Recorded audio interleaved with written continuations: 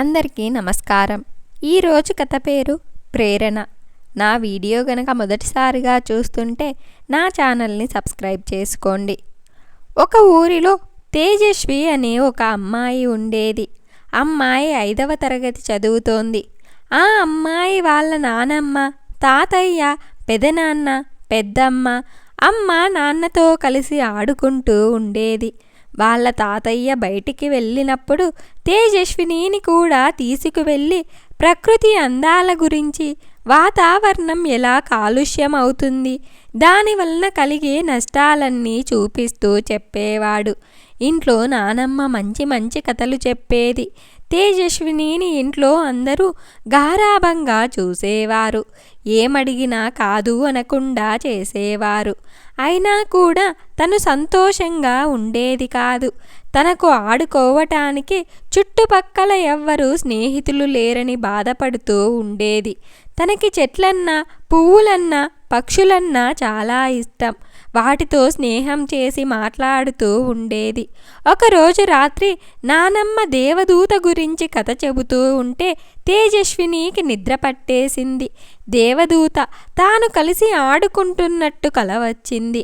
వారిద్దరూ కలిసి పార్కులో పువ్వులు, సీతాకోక చిలుకలతో సంతోషంగా ఆడుకుంటుంటే అక్కడ చెట్లన్నీ బాధపడుతుంటే వారిద్దరూ వెళ్ళి ఎందుకు బాధపడుతున్నారు అని అడుగుతారు. అప్పుడు చెట్లు, మనుషులు మమ్మల్ని నరికేస్తున్నారు.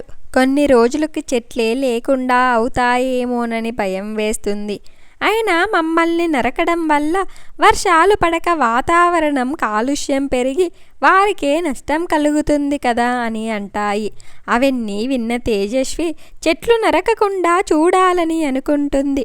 పార్కులో అందరూ చిప్స్, చాక్లెట్స్ తిని వాటి కవర్లను ఎక్కడ పడితే అక్కడ పారేస్తున్నారు. దానివల్ల నీరు భూమిలోకి ఇంకక భూమి వేడెక్కుతోంది. చెట్ల వేర్లకి కూడా నీరు అందటం లేదు అని అంటాయి చెట్లు. ప్రజల్లో ప్లాస్టిక్ వాడకాన్ని తగ్గించడానికి కృషి చెయ్యాలని అనుకుంటుంది. వారిద్దరూ ఆడుకుంటూ ముందుకు వెళ్ళారు. అక్కడ కొన్ని పక్షులు పంజరంలో బంధించి ఉంటాయి. దేవదూతని చూసి వాటి బాధను చెప్పుకుంటాయి. స్వేచ్ఛగా ఎగిరే మమ్మల్ని ఇలా పంజరంలో బంధించి ఉంచితే మేముండలేకపోతున్నామంటాయి. అది విని తేజస్వికి ఏడుపొస్తుంది. వాటికి స్వేచ్ఛ కలిగిస్తే బాగుంటుంది అనుకుంటుంది. వారిద్దరూ చెరువు దగ్గరికి వెళ్ళి ఈత కొట్టాలని అనుకుంటారు. చెరువులో దిగగానే చేపలు చనిపోయి ఉండటాన్ని గమనిస్తారు. కొంచెం ముందుకు వెళ్ళి చూస్తే అక్కడ ఫ్యాక్టరీ నుండి వదిలే చెత్త మరియు పొగ వలన అని తెలిసింది. అప్పుడు దేవదూత వీటి వలన గాలి, నీరు కాలుష్యమయ్యి ప్రజలు లేనిపోని అనారోగ్య పాలవుతున్నారు అంటుంది. అది చూసి వారిద్దరూ అక్కడి నుండి వెళ్ళిపోతారు. ఇంతలో తేజస్విని వాళ్ళమ్మ నిద్రలేపుతుంది. అప్పుడు తేజస్వికి అది కల అని తెలుస్తుంది. వెంటనే వెళ్ళి వాళ్ళ ఇంటి ముందు పంజరంలో ఉన్న పక్షులను బయటకు వదిలేస్తుంది. వాళ్ళ నాన్న వచ్చి ఎందుకలా చేశావని అడిగితే నా కలలో ఒక దేవదూత వచ్చింది. మేమిద్దరం ఆడుకుంటుంటే పంజరంలో పక్షులు స్వేచ్ఛగా ఎగరలేకపోతున్నాయని బాధపడ్డాయి. నాకు బాధ అనిపించి పక్షులను హింసించడం తప్పు అని అలా చేశానంటుంది. వాళ్ళ నాన్న తేజస్విని దగ్గరకు తీసుకొని నీదెంత మంచి మనసు తల్లి అని అభినందిస్తాడు. ఆ రోజు తన పుట్టినరోజు కావటం వల్ల నీకేమి కావాలని అడుగుతాడు. నాకు 10 మొక్కలు కావాలని అడుగుతుంది. ఎందుకంటే నా పుట్టినరోజు నాడు నేనొక మొక్కను నాటి నా స్నేహితులకు కొందరికి ఒక్కొక్కటి ఇచ్చి నాటమని చెబుతాను అంటుంది.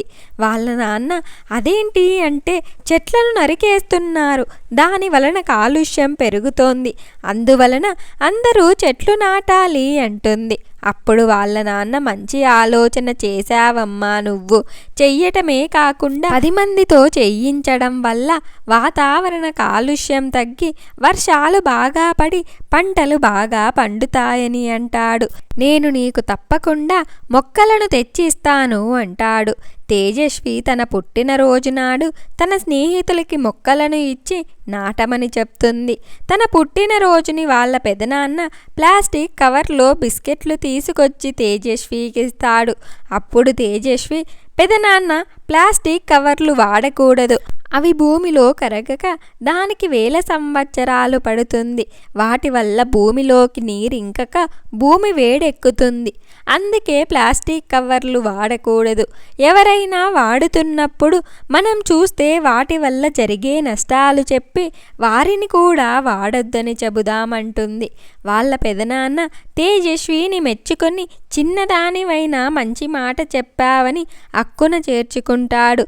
తేజస్వి పెరిగి పెద్దయ్యాక జిల్లా కలెక్టర్ అయ్యి కొన్ని కొత్త నిబంధనలు విధించి, అవేంటంటే ఒక చెట్టు నరికితే 10 చెట్లు నాటాలి, లేకపోతే జరిమానా విధిస్తారు, పక్షులను బంధిస్తే ఫ్యాక్టరీలో వచ్చే చెత్త నీటిలో వదిలేస్తే జరిమానా.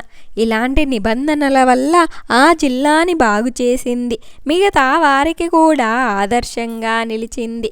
తాను కలలో చెయ్యాలనుకున్న పనులన్నీ చేసింది. అందరం కలిసి ప్రకృతిని కాపాడదాం అని అనుకుంటుంది.